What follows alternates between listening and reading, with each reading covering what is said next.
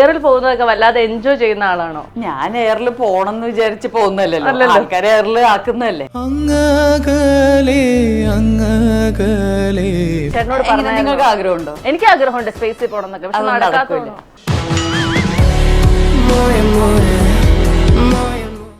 ആദ്യമായിട്ട് എനിക്ക് ഇങ്ങനെ ഒരെണ്ണം കിട്ടുന്നത്. ആദ്യമായിട്ടൊന്നുമല്ല,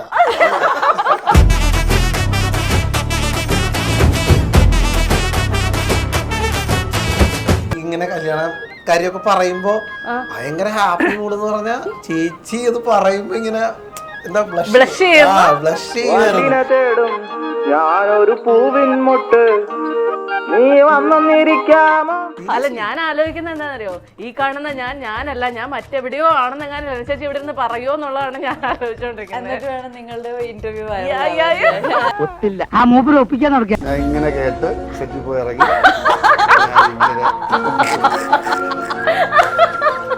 വിഷയന്റെ മനസ്സിലുണ്ടോ ലെന ചേച്ചി ഏറി പോയതിൽ ഓർമ്മയുള്ള ഒരു സാധനം? പേന, ബുക്ക്, മഷ്റൂം, ഇങ്ങനെ ഒരുപാട് കാര്യങ്ങളുണ്ട്.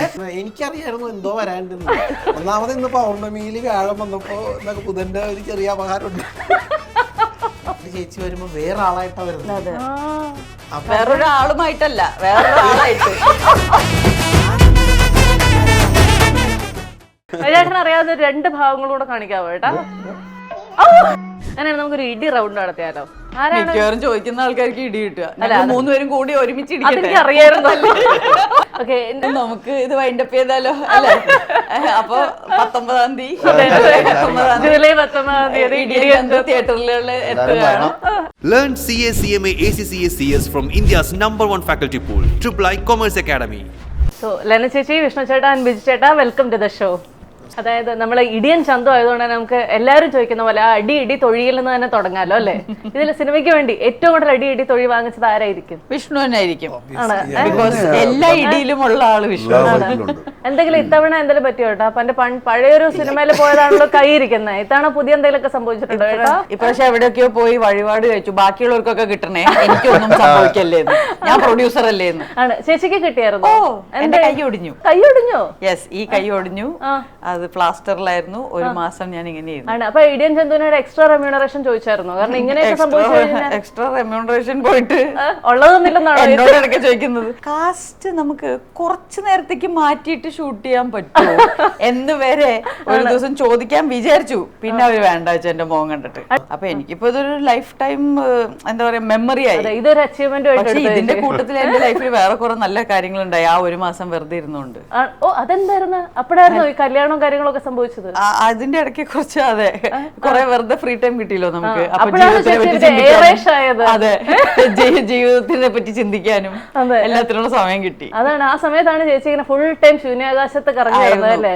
അതിനുശേഷം ഒരു ആസ്ട്രോണോട്ടെ കല്യാണം കഴിച്ചു. എന്തൊക്കെയല്ലേ ജീവിതത്തിൽ സംഭവിക്കുന്നത്?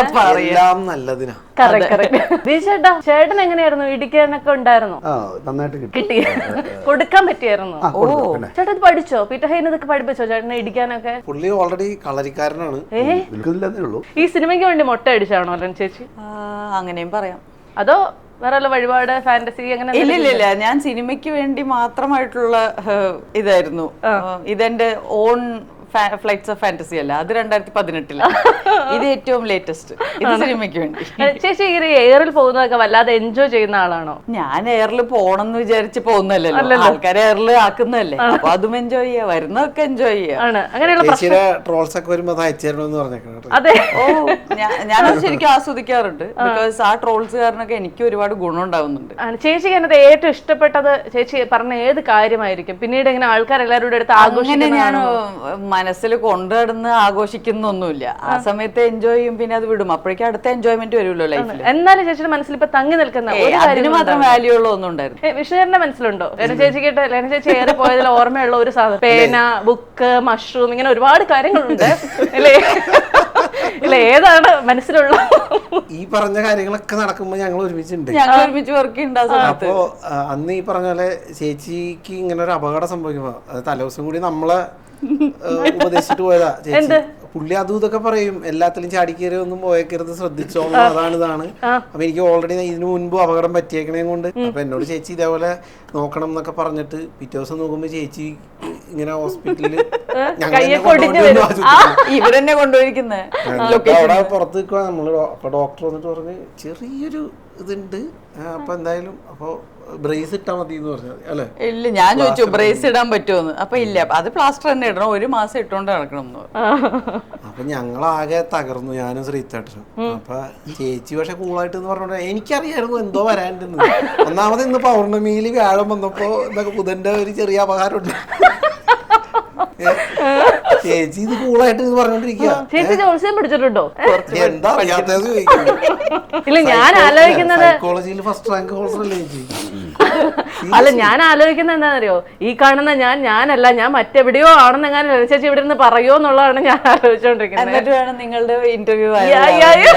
അങ്ങനെ ഒരു സഹായം ഞാൻ ചെയ്തിട്ടില്ല. ഞാൻ മനഃപൂർവ്വം വൈറലാക്കാൻ വേണ്ടി ഒന്നും ചെയ്തിട്ടില്ല. പക്ഷെ ആ സമയത്ത് ഞാൻ പറഞ്ഞതൊക്കെ ഏറ്റെടുത്ത ആൾക്കാരോടൊക്കെ ഞാൻ വീണ്ടും വീണ്ടും നന്ദി പറയാറുണ്ട്. ബിക്കോസ് അവര് കാരണം എന്റെ ലൈഫിൽ ഒരുപാട് നല്ല കാര്യങ്ങളുണ്ടായി. Especially penguin. ആദ്യം എന്റെ ആ ബുക്ക്, ഞാൻ ആ ബുക്കിന്റെ പബ്ലിസിറ്റി വേണ്ടിയാണല്ലോ സംസാരിച്ചത്, അത് നാഷണൽ ബെസ്റ്റ് സെല്ലറായി. എന്നിട്ട് പെൻഗ്വിൻ ബുക്സ് ഇങ്ങോട്ട് വന്നിട്ട് ആ ബുക്ക് ഞങ്ങൾക്ക് തരുമെന്ന് ചോദിച്ചു. പിന്നെ ആ ബുക്ക് വായിച്ച് ആ ഇന്റർവ്യൂവും കണ്ടിട്ടാണ് എനിക്ക് കല്യാണാലോചന വന്നത്. ഇതിനേക്കാളും നന്നാവാൻ ഒന്നുമില്ല. So thank you very much. ചിരിച്ചവർക്കൊക്കെ ചിരിയും കിട്ടി, കിട്ടേണ്ടത് എനിക്ക് കിട്ടി. Thank you very much. ഇതൊക്കെ ആ സമയത്ത് കൈയൊടിഞ്ഞ് വീട്ടിലിരിക്കുന്ന സമയത്താണ് ഇതൊക്കെ സംഭവിക്കുന്നത്. അപ്പൊ അത് കഴിഞ്ഞ് അവരെനിക്ക് ലീവ് തന്നതാ. ഒരു മാസം ഞാൻ അടങ്ങിയിരിക്കണ്ടേ. ഒരു മാസം കഴിഞ്ഞ് ശരിയായിട്ട് ചേച്ചിയുടെ ബാക്കി ഷൂട്ട് ചെയ്യാനായിട്ട് ചേച്ചി വരുമ്പോ വേറെ ആളായിട്ടാ വരുന്നത്. വേറൊരാളുമായിട്ടല്ല, വേറൊരാളായിട്ട്. ആളായിട്ടെന്നാ ഞാൻ പറഞ്ഞത്. എന്നിട്ട് വന്ന് ചേച്ചി സംസാരിക്കുമ്പോ ഇങ്ങനെയുള്ള കാര്യങ്ങളൊക്കെ പുറത്ത് വിട്ടിട്ടില്ല, നിങ്ങളോട് മാത്രം പറയാന്ന് പറഞ്ഞിട്ട് ഇങ്ങനെ ചേച്ചി പറഞ്ഞു. മനസ്സിലായോ? ഈ കിളിയൊക്കെ ഇരിക്കുന്നത് നമ്മുടെ കയ്യിലൊരു എല്ലിലാണെന്നും മനസ്സിലായോ? ചേട്ടാ, ബിജുചേട്ടൻ ലെന ചേച്ചിയുടെ ബുക്ക് വായിച്ചിട്ടുണ്ടോ? ഒരു വരിയെങ്കിലും മലയാളം ഉടനെ ഇറങ്ങുന്നുണ്ട്. എന്നോട് ചോദിച്ചിരുന്നു മലയാളം എപ്പോഴാണ് ഇറങ്ങുന്നത്. DC ബുക്സ് മലയാളം ഇറക്കുന്നുണ്ട്. പക്ഷെ കുറെ നമ്മള് ഡിസ്കസ് ചെയ്യാറുണ്ട്, ഒരുപാട് സംസാരിച്ചു. എങ്കിൽ അതിനകത്ത് ചേട്ടന്റെ മനസ്സിൽ ഓർമ്മയിൽ നിൽക്കുന്ന ഒരു സാധനം ഒന്ന് പറയാം. പറഞ്ഞു കൊടുക്കരുത് കേട്ടോ, പറയരുത്. അതൊന്നും ഫ്രീ ഞാൻ ഇങ്ങനെ കേട്ട് സെറ്റിൽ പോയി ഇറങ്ങി.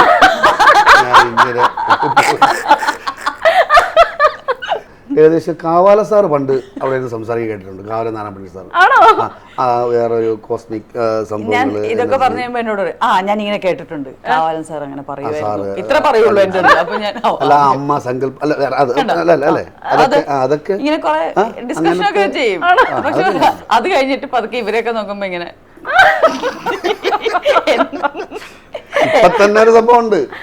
എന്റെ എന്തോ കോഴിക്കോട് വെച്ചിട്ടേ നേരത്തെ ഞാൻ പറഞ്ഞ പോലെ എനിക്ക് ഭയങ്കര വിഷമമായിപ്പോയി. ഞാൻ പീറ്റർ അയ്യർ സംസാരിച്ചുകൊണ്ടിരുന്നത് ഞാനിങ്ങനെ കേട്ടുകൊണ്ടിരിക്കുന്നു. ഒരു കൊച്ചുകുട്ടി വന്ന് ഫോട്ടോ എടുക്കാൻ വന്നു. ഞാനിത് ആ കൊച്ചുകുട്ടിയല്ലേ, അപ്പോൾ കുറേ എടുത്തിട്ടുള്ളത്. അപ്പം നോക്കിയിട്ട് ഞാൻ ആ സംസാരം കേട്ടുകൊണ്ട് തന്നെ സെൽഫി എടുത്തിട്ട് ഈ ഫോൺ കുട്ടിയെ കൊടുത്തു. ഞാൻ കുട്ടിയെ ശ്രദ്ധിച്ചില്ല, യവനടാ, യവൻ ആ കൊച്ചിയെ നോക്കിയില്ല എന്ന് പറഞ്ഞിട്ട് കുറേ തെറിവിളി. അപ്പോൾ ഞാൻ വന്നപ്പോൾ പറഞ്ഞു, നമ്മൾ ഇങ്ങനെ ഒരു ചെറിയ സംഭവം അതെനിക്ക് മനസ്സിനെ വല്ലാതെ, കാരണം നമ്മൾ ഒരിക്കലും കാണാത്ത ആൾക്കാരെ നമ്മളെ തെറി വിളിക്കുന്നത്. കുറ്റം ചെയ്യുന്ന പറഞ്ഞാൽ ഞാനവിടെ ശ്രദ്ധിച്ചോണ്ടിരിക്കുകയല്ലേ. അപ്പൊ കഴിഞ്ഞ ജമ്മ വിളിച്ചിട്ടാണ് അങ്ങോട്ട് വിളിച്ചാണ്. കഴിഞ്ഞ ജമ്മ ഞാൻ അങ്ങോട്ട് വിളിച്ചാണ്. കഴിഞ്ഞ ജമ്മ അതുകൊണ്ട് പ്രാവശ്യം കിട്ടി മിണ്ടായിരിക്കും. പക്ഷെ കണ്ടോ, ഞാൻ പറഞ്ഞേ മുൻജന്മ ശത്രുവായിരിക്കും. അപ്പൊ ഇപ്പോ നിങ്ങൾക്ക് പരിചയമില്ലെങ്കിലും പുള്ളിയുള്ള ശത്രുത കാരണം തിരിച്ചു വന്നായിരിക്കും. ഇനി തിരിച്ച് നിങ്ങൾ പ്രതികരിക്കാത്തോണ്ട് അത് കഴിഞ്ഞു എന്ന് പറഞ്ഞപ്പോ എന്തൊരു ആശ്വാസമായിരുന്നു അറിയാം. ഒന്നുമില്ല, നമ്മളെ ആളെ ഒന്ന് ആശ്വസിപ്പിക്കാൻ വേണ്ടി പറഞ്ഞതാണ്. ചേച്ചി കുറെ കിളികളെ എന്താ കയ്യിൽ വെച്ചേക്കുന്നേ? ഇതിലാരും പറന്നു പോവാതിരിക്കാൻ വേണ്ടിയാണോ ടാറ്റു വെച്ച് വെച്ചേക്കണേ? അതൊക്കെ പഴയ ജോക്കായി പോയി, നമ്മൾ കുറെ പറഞ്ഞതാ. ഇനി അത് ഓൾറെഡി ചീഞ്ഞു പോയ കിളി പോയി ആ കിളി പറന്നു വന്നിരുന്നു. അല്ല, ഇതൊക്കെ പഴയ സാധനം, നമ്മൾ കുറെ പറഞ്ഞതാ. അതെ അല്ലേ, ആദ്യമായിട്ട് എനിക്ക് ഇങ്ങനെ ഒരെണ്ണം കിട്ടുന്നത്. ആദ്യമായിട്ടൊന്നുമല്ല, ഞാൻ തന്നിട്ടുണ്ടല്ലോ മുമ്പ്. ഇനി ഇടിയൻ ചന്തുവിനെ കുറിച്ച് കുറച്ച് പറയാല്ലേ? അങ്ങനെയാണ് നമുക്കൊരു ഇടി റൗണ്ട് നടത്തിയാലോ? മിക്കവാറും ചോദിക്കുന്ന ആൾക്കാർക്ക് ഇടി കിട്ടുക. 3 പേരും കൂടി ഒരുമിച്ച് അറിയായിരുന്നു. നിങ്ങൾ 3 പേരിൽ സെറ്റിലെ വഴക്കാളി ആരാണ്? പ്രൊഡ്യൂസർ ഞാൻ പറയാ, ഇതിൽ ആരും വഴക്കാളികളില്ല. Oh my God. ഞാൻ എന്റെ ജീവിതത്തില് ഒരു സെറ്റിലും ഞാൻ വഴക്കുണ്ടാക്കിയായിട്ട് ഇന്ന് വരെ ആരും പറഞ്ഞു കേട്ടിട്ടില്ല. ഞങ്ങളുടെ സെറ്റില് ഇവർ രണ്ടുപേരും നല്ല അമുൽ ബേബികളായിട്ടുണ്ടായിരുന്നു.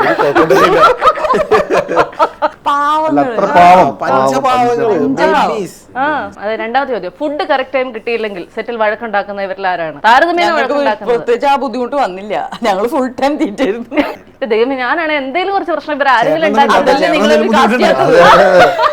പ്രശ്നമല്ല എന്താ ഇവിടെ പുള്ളിയൊന്നും മിണ്ടണില്ലേ? ചേട്ടന് എന്തെങ്കിലും വിഷയം ഉണ്ടായോ ഇതുവരെ പറയാതിട്ടാണോ മാക്സിമം റീടേക്സ് എടുപ്പിക്കുന്ന ആരാണ്? പീറ്റർ ഹെയ്ൻ ആണ്. പീറ്റർ ഹെയ്നിന് കുറച്ചുകൂടെ നന്നാക്കാമല്ലേ എന്ന് തോന്നൽ എപ്പോഴും ഉള്ള ഒരു പെർഫെക്ഷനിസ്റ്റ് ആണ്. അപ്പൊ റീടേക്സ് വരുന്നത് എപ്പോഴും പീറ്റർ ഹെയ്ന്റെ ഭാഗത്തു നിന്നാണ്. നമുക്കിത് കുറച്ചുകൂടെ ബെറ്റർ ആക്കാം അല്ലേ?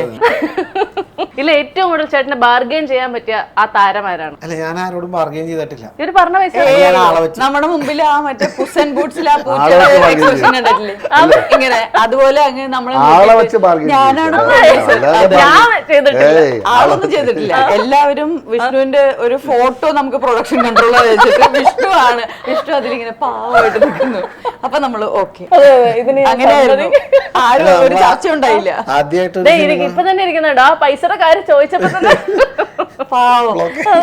ലെന ചേച്ചി ഇതിനകത്ത് ചേച്ചിയുടെ 2 ജീവിതമാണല്ലോ. അതായത് ഈ ഇടി കിട്ടി വീഴുന്നതിന് മുൻപുള്ള ഒരു ജീവിതം ഒന്ന്, അതിന് ശേഷമുള്ള മറ്റൊന്ന്, അങ്ങനെ 2 ലെനയല്ലേ? അങ്ങനെയൊന്നും പറയാൻ പറ്റില്ല. അങ്ങനെയൊക്കെ പറയേ പ്ലീസ്. എന്താ വ്യത്യാസം എന്ന് വെച്ചാൽ ഒരൊറ്റ ഒഴുക്കില് പോയിക്കൊണ്ടിരുന്ന ഒരു കാര്യം തന്നെയാണ്. നല്ല വലിയൊരു ബ്രേക്ക് ആയിരുന്നു. നിങ്ങൾക്കല്ലേ ഇപ്പോഴാ മനസ്സിലായത് എന്റെ കൈ ഒടിഞ്ഞു? ഇപ്പോഴല്ലേ മനസ്സിലായത്? അല്ല, അതല്ല, ഞങ്ങൾക്ക് ഇത് ആ ഒരു പെട്ടെന്നൊരു കാലഘട്ടത്തിൽ ചേച്ചിയുടെ ഒരു ഇന്റർവ്യൂ വാങ്ങാൻ വൈറലാവുന്നു, എന്തൊക്കെയോ സംഭവിക്കുന്നു, അതായിരുന്നു മനുഷ്യന്റെ തലയിലെഴുത്താണ് അതൊക്കെ. അത്രേ ഉള്ളൂ, അത്രേ പറയാൻ പറ്റുള്ളൂ. വിധി നമ്മളൊരു പ്രണയിക്കുന്ന കാലഘട്ടമാണല്ലോ ഇപ്പൊ സിനിമ ആ സമയം എന്ന് പറയുന്നത്. അപ്പൊ എന്തായിരുന്നു ചേച്ചി? പ്രണയിക്കണമൊന്നുമില്ല, ഇതൊരു അറേഞ്ച്ഡ് മാരേജ് ആയിരുന്നു. അല്ല, എന്നാലും നമ്മൾ കുറച്ചു കാലം ഇങ്ങനെ പോവല്ലോ, വർത്താനം പറയുന്നു, ഫോൺ വിളിക്കുന്നു, അങ്ങനെയൊക്കെ ഉണ്ടായിരുന്നു കേട്ടോ. സെറ്റിൽ ഇങ്ങനെ നോക്കുമ്പോൾ ചേച്ചി ഫോണിൽ ആലോചന വരികയാണ് ചെയ്തത് ആദ്യം. എന്നാലും അതിനുശേഷം കുറച്ചുകാലം പിന്നെ ബാക്കി സമയം ഞാൻ വീട്ടിൽ കൈയൊടിഞ്ഞിരിക്കാണല്ലോ, ഇവർക്ക് കാണാൻ പറ്റില്ല. അങ്ങനെയൊന്നും കണ്ടില്ല അല്ലേ ചേച്ചിയുടെ? ഞാനൊരു ഭയങ്കര പ്രൊഫഷണൽ ആണ്. ഞാൻ ലൊക്കേഷനിൽ വന്ന ഫോണിൽ നോക്കുന്ന പോലും ഇവരാരും കണ്ടിട്ടില്ല. ആണോ?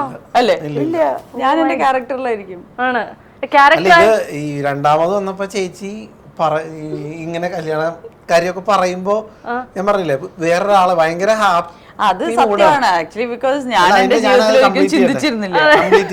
ഭയങ്കര ഹാപ്പി മൂഡ് എന്ന് പറഞ്ഞാ ചേച്ചി അത് പറയുമ്പോ ഇങ്ങനെ എന്താ ബ്ലഷ് ചെയ്യുമായിരുന്നു.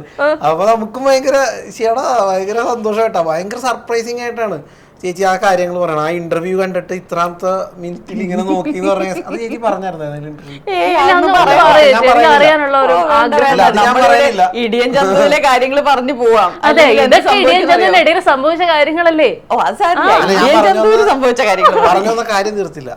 അപ്പൊ ഇത്രയും ഹാപ്പി ആയിട്ട് നിന്ന് ചേച്ചി അന്ന് എടുക്കേണ്ട ഷോട്ടാണെങ്കിൽ ഭയങ്കര സങ്കടം.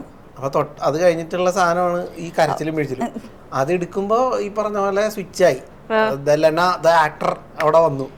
ഇവരൊക്കെ പേടിച്ചിരിക്കായിരുന്നു, ദൈവമേ ചേച്ചിക്ക് കുറച്ചധികം സന്തോഷമുണ്ടല്ലോ.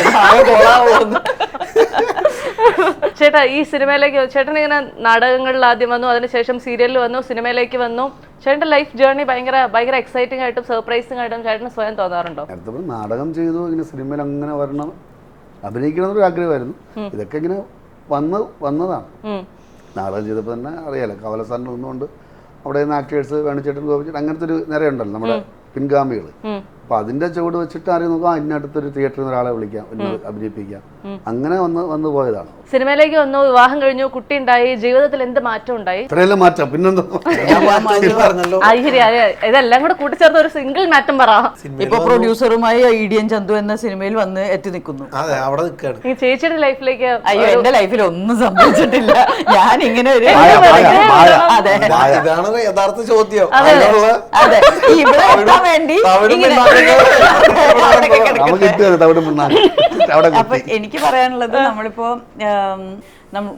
ഒരു സമയത്ത് ഞാൻ കുറെ വളരെ ഡെപ്ത് ഉള്ള ക്യാരക്ടേഴ്സ് പ്ലേ ചെയ്തിട്ടുണ്ടായിരുന്നു. ഇപ്പൊ വിക്രമാദിത്യനായാലും മൊയ്തീനിലെ അമ്മ ക്യാരക്ടേഴ്സൊക്കെ.